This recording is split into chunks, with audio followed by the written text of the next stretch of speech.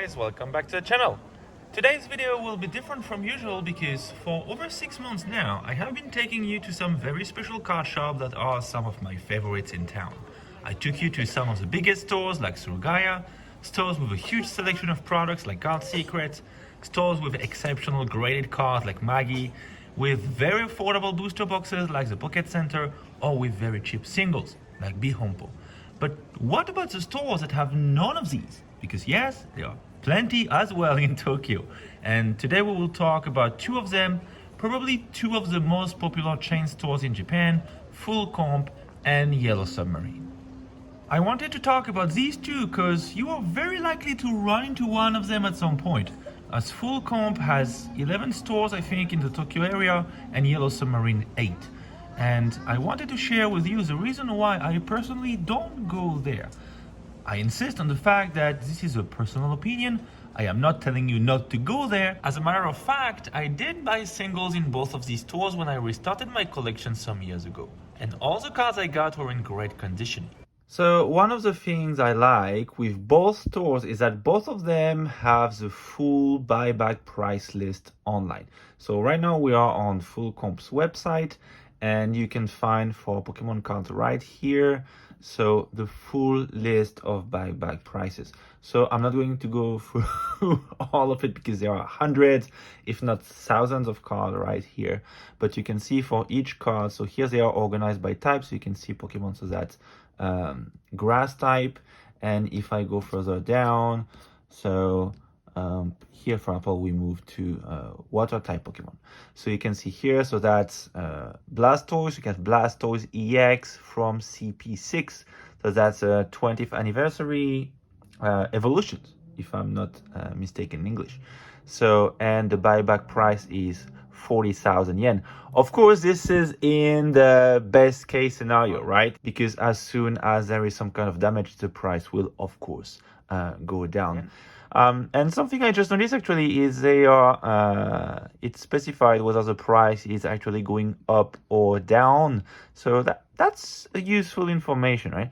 Yellow Submarine has the same thing, so that's Yellow Submarine's website, as you can see, and they have the same kind of list, except here they are organized by set. So you have 20th anniversaries, and you have black and white, so you can see here BW, black and white. And scrolling down, we get to Hero CP2, 3, 4, 5, 6. That's evolution. Again, CP6.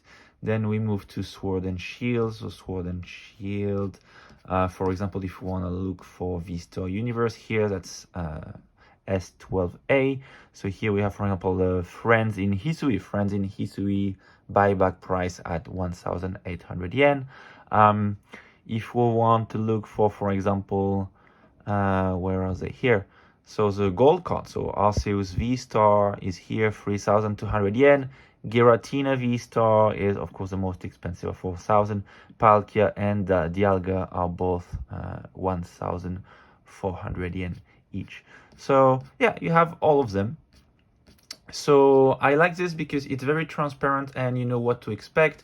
If you're looking for the best value for your cards before taking them to the store, at least you can compare online and you know where to go. So yeah, I like the transparency of it. To me, it's more than fair. I think all the stores should do that. So yeah, that's one of the very good things of Yellow Submarine and Full Comp. So why not go there anymore? That's what I want to share with you today. So in order to do that, I filmed in two stores for each of them. For Full Comp, we will go to Tachikawa and Kichijoji, and for Yellow Submarine, we will be going to Tachikawa and Yokohama. So let's start with Full Comp. And fun fact, Full Comp is how you say master set in Japanese, which, for what it's worth, I think it's a great name for a trading card retailer. First reason why I don't usually go to Full Comp is that the stores are usually cramped, as you can see on the screen. So I understand that in Japan it's really hard to have a large surface and the rent can get crazy expensive, but even so, we've seen stores of similar size, but which at least felt like you could breathe. In full comp, I'm always bumping into everyone, and if you want to kneel down to have a better look at some card, then you can't help but feel like you're annoying everyone around. The second reason is a lack of product choice. So yes, in full comp you will find plenty of singles, but that's basically it. No graded card, no sealed products, and to be honest, even among their singles, it's mostly modern cards, very few vintage, or sometimes even not at all. Finally, and to me this is a big red flag for stores doing it. In full comp, if you want to look at a card, maybe just to check the condition of the card, you have to fill out a form with the TCG name, the name of the card itself, the set, and other information I don't really remember. But of course, this form is all in Japanese. To me, even though I've been living in Japan for years now and my Japanese is quite decent, it's always been a headache. I understand they do it to track the card they hand to each customer, but come on, in a country with such a low crime rate, I've always considered it a no foreigner welcome sign. Plenty of other stores are doing pretty well without this extra hurdle. And for a store focusing mostly on singles, I still find their shelves sometimes lackluster. Look at these half-empty showcases, for example. Not really engaging. When it comes to Yellow Submarine though, the issue is a little bit different. First, Yellow Submarine isn't a card shop, it's a hobby shop. Meaning you'll find not only TCG products but also board games, model making stuff and so on. So I think it's important, unlike for full comp, to manage expectations here, but still not a big fan of Yellow Submarine, and I'll explain why. First, let's give them credit for the fact that the stores don't feel cramped as full comp can be most of the time, which is always a big drawback for me.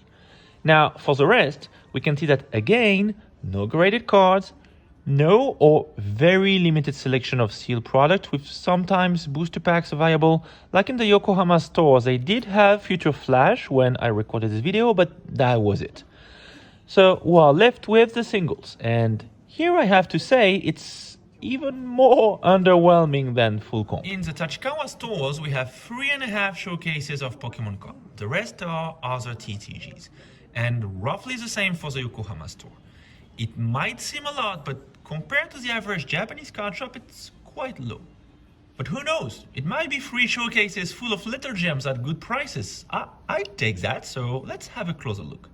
So we can already see that among the 3.5 showcases available, 2 are actually either random trainer cards or VMAX, V-Star cards.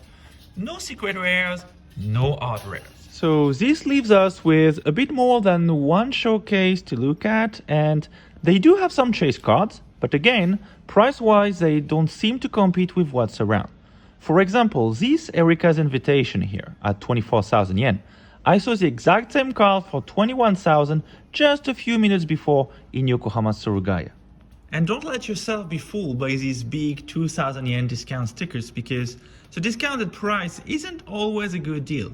Like this Umbreon and Darkrai, for example, at 68,000 yen. So 66 after discount. So yes, thank you. Except again, the exact same card was at 57,000 yen in Surugaya, just on the other side of the station.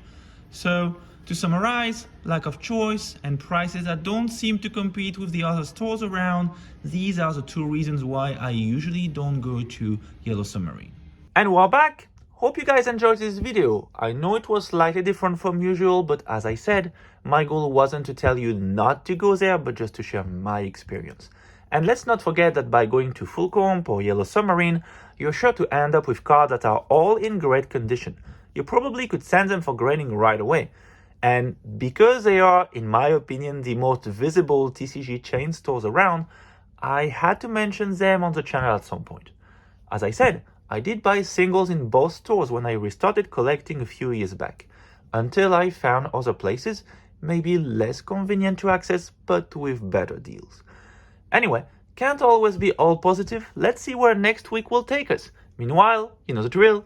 Subscribe, check my other videos, smash the like button, turn on notifications, and the most important of all, you know it, if you enjoy my content, please talk about it, share it around you, it really does help the channel. Thank you for watching, bye!